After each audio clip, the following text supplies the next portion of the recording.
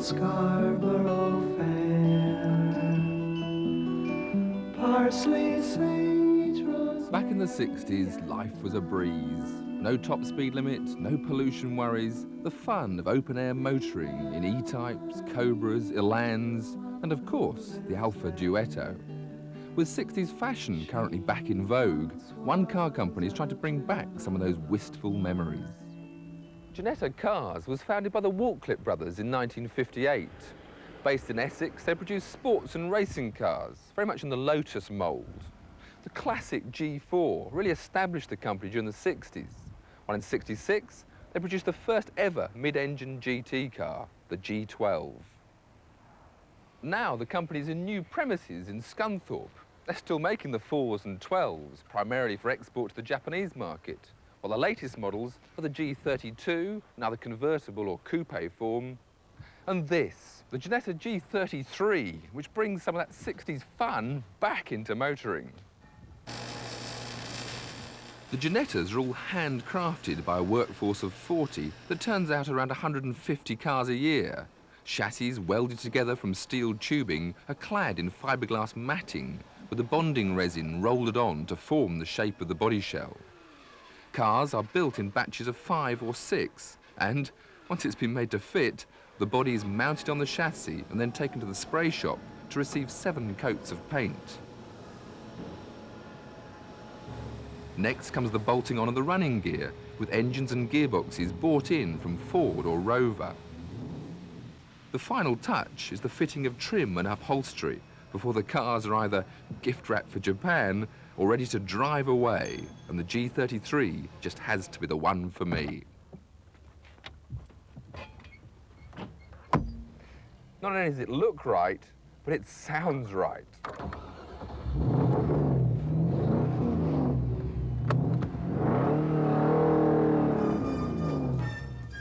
The whole point is that you don't have to go fast to have fun. Take a winding country lane, a sunny day, and sit behind the long, curvaceous bonnet of the G33. Relax, cruise, and dream. While the latest supercars from Honda and Lamborghini become more and more anaesthetised, the G33 provides raw enjoyment at modest speeds. But don't get the wrong impression, the Ginetta will get up and go from 0 to 60 in 5 seconds with a top speed in the region of 150 miles an hour. Not easy to test those claims. We just happened to be close to Cadwell Park, and it just happened to be free. Out on your own on a nice summer's day, the G33 really is a delight to drive. It's great fun. It really does bring that feeling of enjoyment back into motoring. The engine sounds good, and the car feels right. Of course, the suspension is fairly stiff. You can feel every pothole through the rear wheels just underneath your slim seat. But you don't really mind that when you're in this sort of car. The actual handling of the car is very good. It maybe turns in a bit too well. It's a little bit pointy with the rear end squatting down under power. Braking, very good indeed. The brakes bring the car down to speed without any fuss at all. Changing gear up through the gearbox, a pleasure to use, and that lovely tone of the engine all the time growling away behind you. Whilst the car is great fun to drive, Ginetta may just have a little way to go in terms of driver comfort. The seats are not that well padded. The pedal layout is not that good, especially if you've got size 10 feet like mine. But then these cars are still in the early days of production, and Ginetta is the sort of company that will tailor each car to individual owners.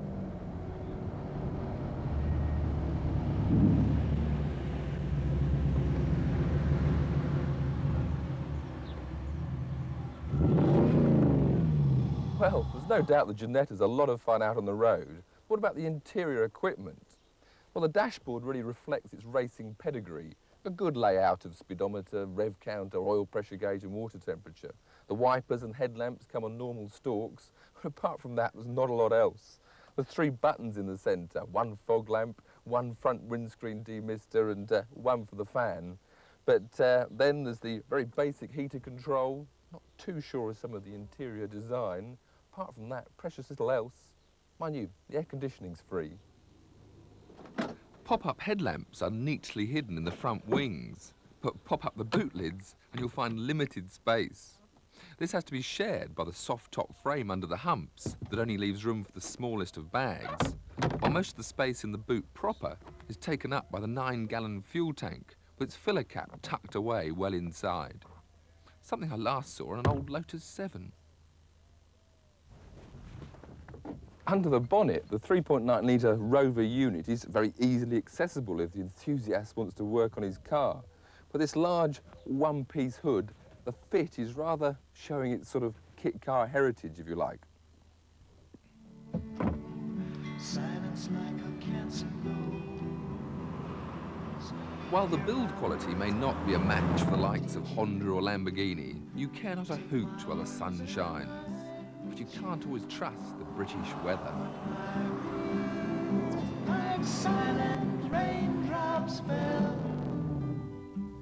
So what's it really like? Well, if you're worried about leaks, drafts, the odd rattle and only basic comforts, then the G33 may not be ideal for you. On the other hand, if you've got £18,000 to spend on sheer motoring satisfaction and enjoyment, this just could be the car you've always dreamed of. In the sound of silence.